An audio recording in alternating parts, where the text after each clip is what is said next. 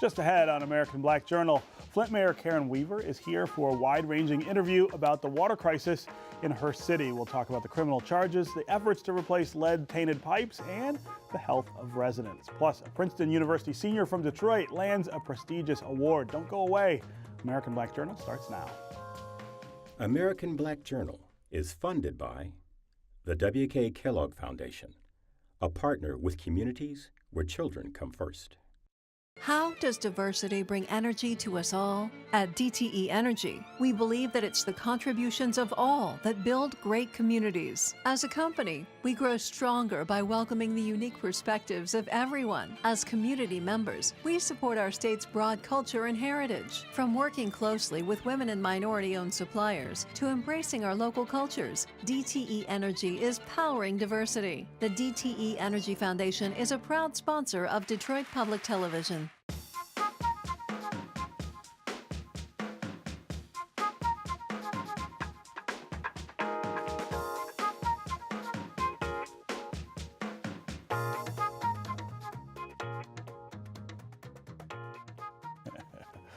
Merry Christmas and welcome to American Black Journal. I'm Stephen Henderson. It's been more than a year since dangerous levels of lead were found in Flint's drinking water after the city's water source was switched to the Flint River back in 2014. Several people now face criminal charges in the water crisis, including 2 former emergency managers who are accused of placing finances over residents' safety. Hundreds of children suffered lead poisoning, and residents still can't drink water from the tap without using filters. Meanwhile, efforts are underway to remove lead-contaminated pipes from the water distribution system. Joining me now is the mayor of Flint, Karen Weaver. Welcome to American Black Journal. Thank you. Yeah, it's good to see you. It's good to be talking about your city. You and I have talked a lot over the last year or so about what is going on in your city. We have some news, though. We have some updates in terms of these indictments, these charges that were filed against the 2 emergency managers who were involved in the decision-making there. I've asked the governor how he felt about that. It sort of puts the responsibility for this closer to him. I'm curious, from your standpoint as the mayor of Flint, what does that say to you, the idea that this might have been a criminal act, the decision to switch to that Flint River drinking source? Well, we felt that way for a long time, and one of the things that Flint has been waiting for a long time is we wanted people held accountable for this. Yeah. We wanted to know who knew what and when they knew it at all levels of government, and we believe they should be held accountable. So it's been a long time coming, so we were pleased with that. And when you were talking about what happened as a result of this lead-contaminated water, one of the other things I don't want people to ever forget is the number of people that we lost to Legionnaires as well. Legionnaires, that's right. Right. And those were deaths. Those were deaths. Not just people that's sick correct. or poisoned. That is correct. Yeah, yeah. These are emergency managers who were charged, people who were sent in to manage the city out of financial crisis. A lot of people have said to me that that's part of the problem. That is a big part of the problem. The idea of supplanting the democratically elected officials was part of what led to this. You feel like that? We've always felt that was part of the problem. When you put somebody in that reports only to one person, the governor, it takes away the voice of the people. It takes away democracy, because people had been elected to be the safeguard and to protect the public safety and the health of people. And that was taken from us, and money was put over the health and well-being. Every single decision that was made was financial, and they didn't say, what about the people? You know, you switch a water source and you don't test it. Right. That makes no sense. Right, and you feel like the mayor at the time, Dane Walling, who's seen, I think, in pictures celebrating this switch, drinking from a glass, I think. You don't think he would have made that same decision? You know, I don't know. All I know is we were let down by local, state, and federal. When you have local, state, and federal telling you the water is safe, all of them did that. Everybody did that, Yeah. and told us that for a long time. And all you had to do was look at. We didn't need scientists to tell us that brown water wasn't good. That there was something wrong. Right. You know, a child knows that brown water is not what you Not drink. supposed to come out of the faucets. Exactly, exactly. And we had to put up with that for a year and a half before we were even listened to. Well, and that's even another question, right? I mean, beyond the decision that was made to switch the source, you have all of these people saying, there's something wrong with the There's water. something wrong with the It water. smells, it looks funny, and they were not My listened hair is to. falling out, I have skin Right. rashes, all of those kinds of things. Even pets were dying. Right. Even pets Right. were dying. So that should not have taken that long. Yeah. Let's talk now about what's going on currently in Flint. The replacement of the lead pipes got a boost a couple weeks ago when the Congress finally passed legislation that will send some money to do it.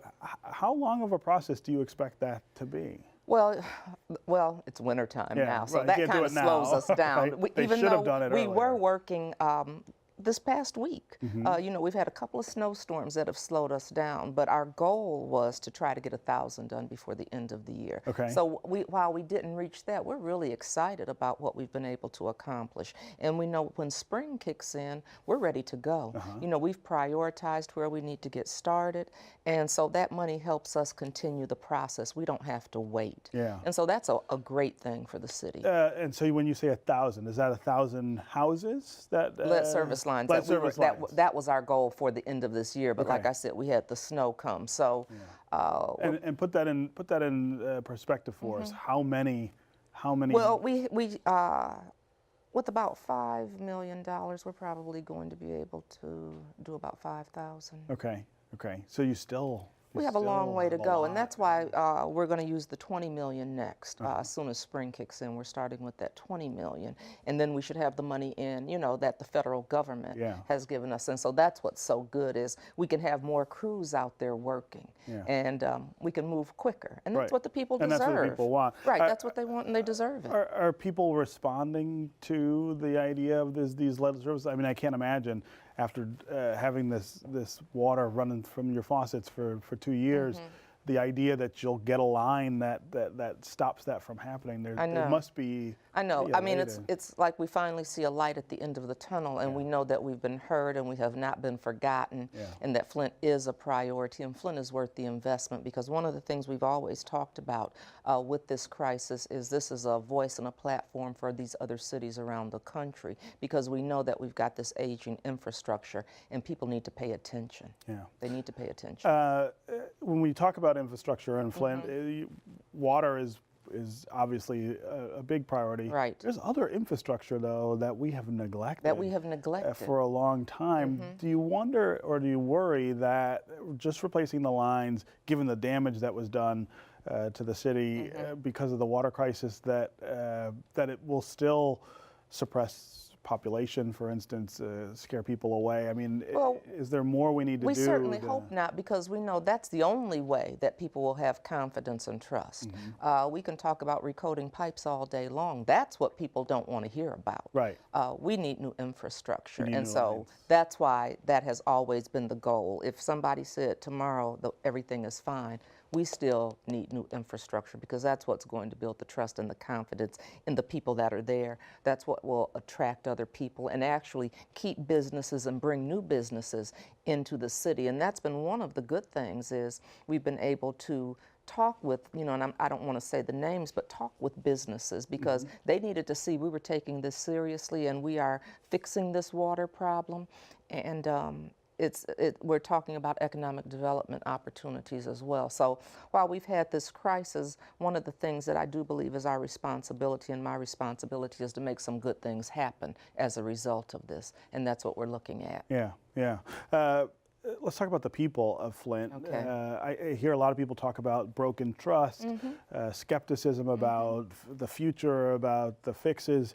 What do the people of Flint tell you about those things? I mean, you hear more directly Well, from them you than the just rest of said it. us. You just said it. There is broken trust, and we know that. Like I said, when you've been misled by government at every level, that's hard to build back. And that's why we said we've got to do some things differently. We've got to be very honest and open and transparent with the people, and we're holding people accountable. When we sit around the table with the state, when we sit around the table with the federal EPA, we're holding people accountable. And so we're taking a very different approach to how we're going to move forward. Yeah. Even when we talked about the health of people, that's why it was so important for the city to hire its own chief public health advisor, and we've done that. So we're putting things in place to make sure that we're holding everybody accountable, we're addressing all of the issues and concerns people have, and we've got the eyes of America on us. Sure. So we've got to do things right, and now is our chance to do that. Do you feel like Flint is losing people because We've of the lost water some crisis? people because of the water crisis. Right. And which exacerbates a problem that has been going on for decades. Anyway, right? exactly. We part of already had some issues and challenges previous to this water crisis, and so that didn't help things. And so that's why I said we've got to do these other things. And while we know that we have to get new pipes in there, we have to do that. We also have to address the health and the well-being of the people, because we had an infrastructure crisis and a public health crisis, but we also had an economic crisis as a result of this, and that's why economic development is going to go hand in hand with replacing the pipes. Yeah. Let's talk more about the health of Flint residents. That's a problem that I know is going to go on for a very long time, especially with the children who were exposed. We won't know for a long time, what the effects of that will be, or how widespread that is. There's a lot of people doing some really good work in that space. Do you feel like there has been enough money and attention given to that effort? No, and we're going to continue to press for more money and to keep the attention and the spotlight on Flint, and that's one of the reasons we have to do this, because some of the kids that have been impacted, they will be impacted for the rest of their lives, and so it's important that we get the resources and the services and supports that not only those kids deserve, but their families deserve, because this doesn't just affect the child, it affects the whole family. Right. That's when the kid is hurt and suffering, the family is hurt and suffering. And so it's stressful for them. It brings mental health issues to them as well, that my kid has been damaged as a result of this. That's stressful to a parent. That's guilt for a parent. And so we've got to look at what these families need as a result. We've got to look at what this has done to those families that have lost people to Legionnaires. People are angry and hurt and sad and anxious. And so that's why we're going to continue to press on and say, we need more money. We need more money. In terms of money, one of the other things that helped fuel the water crisis was, of course, the financial relationship between the state and the city. The tremendous disinvestment that has taken place over a really long period of time is what pushed cities like Flint to this place where you're sitting over a balance sheet trying to save money on clean water, which is crazy. Have you talked with the governor much about that problem, or heard from him any inclination to try to reverse that? The emergency or the investment, the disinvestment. And that's one of the things we have talked about, is letting him know that this is more than just the infrastructure. This is more than just the public health. And that's why it's so important that we have economic development. Even when we looked at how water was being distributed, we had the National Guard in there, and we thanked them for coming in initially to get this jump started. But instead of money going to them, we could be paying young people. We have a lot of young people between the ages of 16 and 24 that aren't in school, that are unemployed, but they want to be part of their city. They want to be a contributing member. They want to, that's part of the healing process. And so what we did was we got them employed. And so they distribute the water. They help package up the food. And those that were interested, we got them hooked up with Michigan Works so they can go through an apprenticeship program with the plumbers and the pipe fitters and, be part of fixing Flint. And when they're done with this, not only are they getting paid, but they have a skill that we hope they'll stay in Flint, but they can stay employed wherever they are. And we know with new infrastructure coming in, that opens up opportunity for a lot of jobs.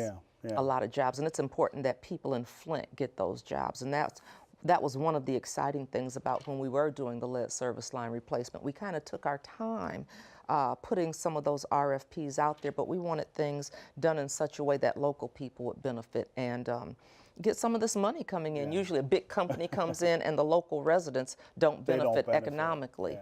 And so 3 out of those 3 companies, 2 of them were from Flint. One was from the Genesee County. So we're trying to keep it local. And one of the companies, you know, it's exciting to say is an African-American company. Wow. And to get that kind of That matters contract too, had right? not happened Yeah. before in the city of Flint. Yeah. Before I let you go, I want to give you a chance to talk about, I know you are really focused also on promoting the good things that are happening in Flint, Right. and making it clear that, yeah, this water crisis was terrible, but there are some There are a things lot of moving good forward. things going on in the city of Flint, and we had a lot of good things going on before.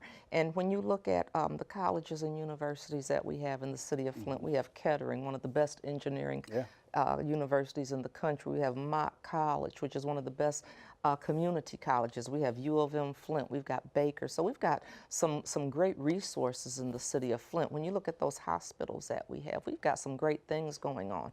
Downtown is developing. That's been going very well. And so we're looking at how do we expand that, because we've got to get to the neighborhoods. Yeah. We've got to get to the neighborhoods. But I think as people see what's going on, and we've been talking about businesses coming into the city, and probably in the spring we'll be able to talk some more about exactly what those businesses are and where they'll be located and the number of people that they want to hire. Yeah. It's going to be very, very exciting. Yeah. All right. Karen Weaver, Mayor of the City of Flint, thanks as always for being here. Thank you. Thank you. I Absolutely, and appreciate it. Merry Christmas. Thank you. Merry Christmas. Yes. All right, coming up next on American Black Journal, we're going to meet a young man from Detroit who's been named a Rhodes Scholar. But first, here's a look back at one of the historic interviews that took place on this program in 1980. You're an artist who expresses herself through writing. I wonder why writing? Why not some other forms of art? Why have you turned to writing? I think I agree with all the writers that writing turned to us. We were, somebody said, well, how come you're a poet or something like that? But I don't think a writer chooses his form. I think that the form chooses the writer. There's no way on earth that I could write a play. It would never happen. I don't even think like that. But you have here in Detroit a young man, Ron Milner, whom I've known forever. Ron will never write a poem. I mean, he thinks in plays. That's all he thinks about. You know, he sees characters, he sees scenes. And I think that's terrific. I think that's, I think it's terrific. But every writer has his own discipline. If I asked you to kind of view yourself, can you possibly think of yourself as a typical black woman? No, I think it would be folly if I said I was typical.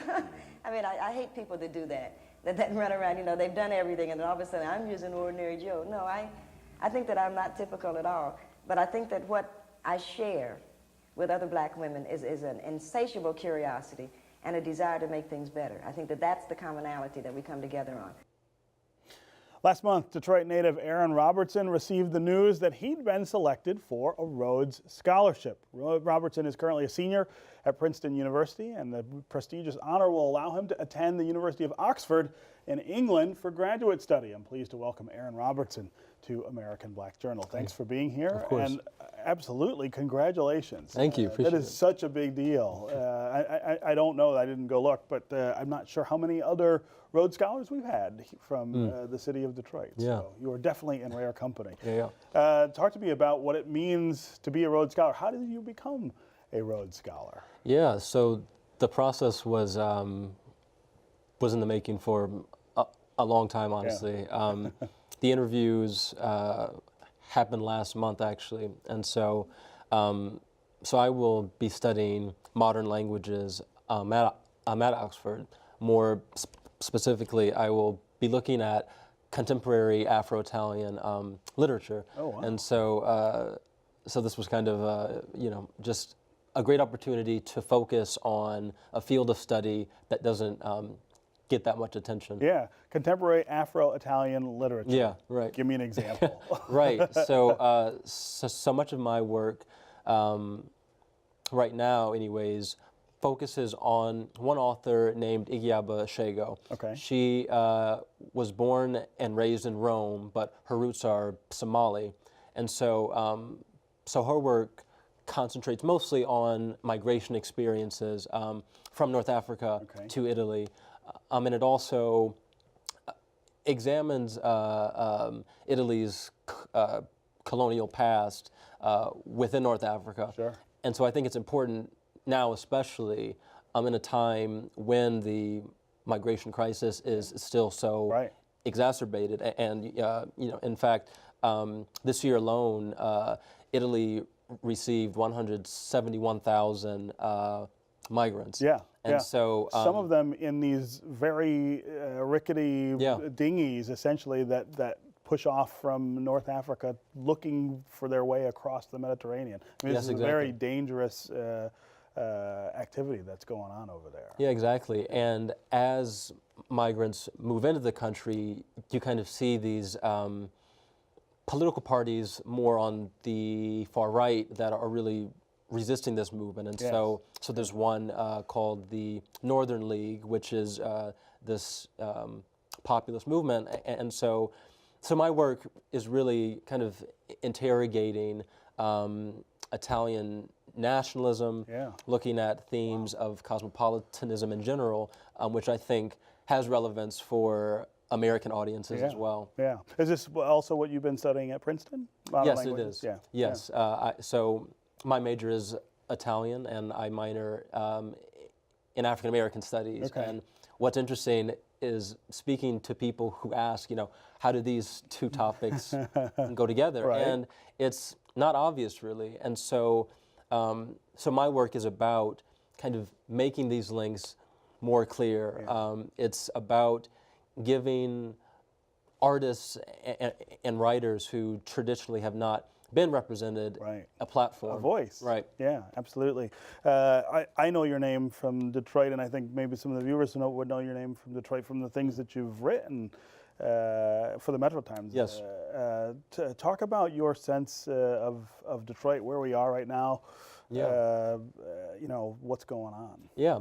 So my work last summer at the Metro Times was really kind of looking at these radical black artists Right. in the city who are doing some great work. And so my major piece was on a cultural aesthetic and movement called Afrofuturism. And so I was speaking with musicians, painters, sculptors who were kind of looking at the neighborhood as the basic unit of change in Detroit. Right. And so I think it's important to zoom in locally, Yeah. to always keep that in mind, because when we talk about creating some kind of coherent national identity, we've got to realize that starts locally. It starts at the neighborhood level. Exactly. Even when we talk about the city, Right. We often sort of overlook the individual sort of neighborhoods and the role that they play Right. in those dynamics. We talk about the city as one, or with the certain parts, right? Downtown and midtown yeah. get more attention than what's going on in the Right. neighborhoods. Yeah. Yes. So you go off to England Yes. next year. How long will the study take Right. place? So the program is 2 years. It starts next October. So in the meantime, I will be looking for a job over the summer, like hopefully. Right? Go back and write for the Metro Times, Yeah, right? something that involves journalism or working at an arts nonprofit. So we'll see. Yeah, and will you plan to return to Detroit after Right. your study? So that's one thing that I have been thinking about for a long time. Actually, I am, my interests are in the publishing industry mostly, and so of course that scene is Rough large in times. New York, right? Yeah, Yeah, right. exactly. But I would love to see some kind of press here in Detroit that promoted radical literature, that promoted the voices of African diasporic authors. So basically, I'm not sure at this point. Right, but whether you'll be able to do Yeah. that, but that's a great, it's a wonderful idea. Quickly before we run out of time, tell me a little bit about your upbringing here, growing up in the city. Where'd you go to high school? Yeah, so I went to University Liggett School, which is in Grosse Pointe Woods. Excellent school. Yeah, My daughter goes there. Oh, great! Yeah, I had actually lived in the suburbs until my sophomore year of high school, when my mother and I moved into the city, and that's Like that's really when I started to get to know the city. That's when I fell in love with it, and so I think it's great to come from kind of the suburbs and then moving into the city. Yeah, right. And That's having a very this, different background. this diverse experience. Yeah. All right. Aaron Robertson, Rhodes Scholar. Congratulations Thank again, you. and thanks Thanks for so being much. here. Absolutely. All right, that's our program for today. Thanks for watching. You can get more information about our guests at AmericanBlackJournal.org. And as always, you can connect with us on Facebook and on Twitter. Have a wonderful holiday, and we'll see you next time.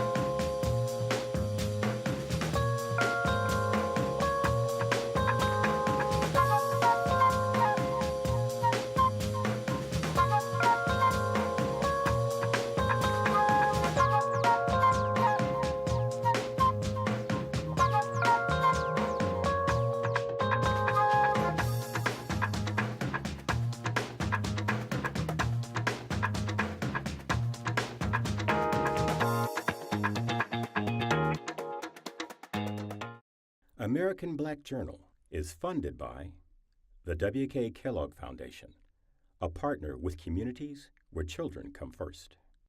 How does diversity bring energy to us all? At DTE Energy, we believe that it's the contributions of all that build great communities. As a company, we grow stronger by welcoming the unique perspectives of everyone. As community members, we support our state's broad culture and heritage. From working closely with women and minority-owned suppliers to embracing our local cultures, DTE Energy is powering diversity. The DTE Energy Foundation is a proud sponsor of Detroit Public Television.